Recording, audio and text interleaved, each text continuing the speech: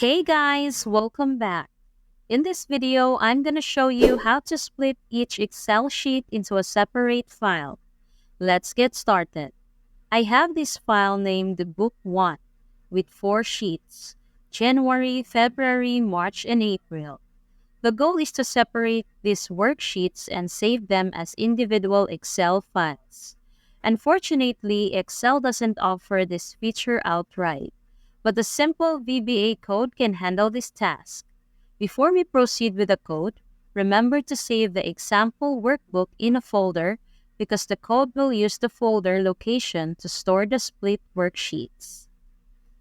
Now let's navigate to the Developer tab and click on Visual Basic, or simply use the shortcut Alt F11 to access the VB editor.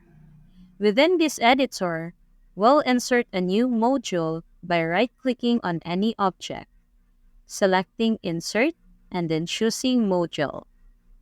Once the module is created, we'll paste the VBA code into the code window. The code itself is straightforward.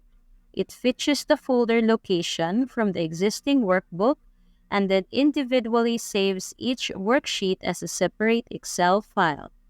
Additionally, setting screen updating and display alerts as false ensures that the process happens in the background without visual interruptions.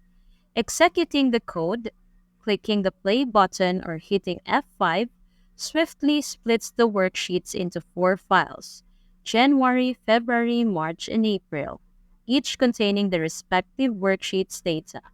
Now, if we check the folder, the 4 files are neatly arranged. Opening any of these files reveals the same data present in the original Gen worksheet. And there you have it. This is how you efficiently break down each worksheet in an Excel workbook into its distinct Excel file. Thanks for watching. And if you found this video useful, don't forget to give it a thumbs up and hit that subscribe button for more content like this.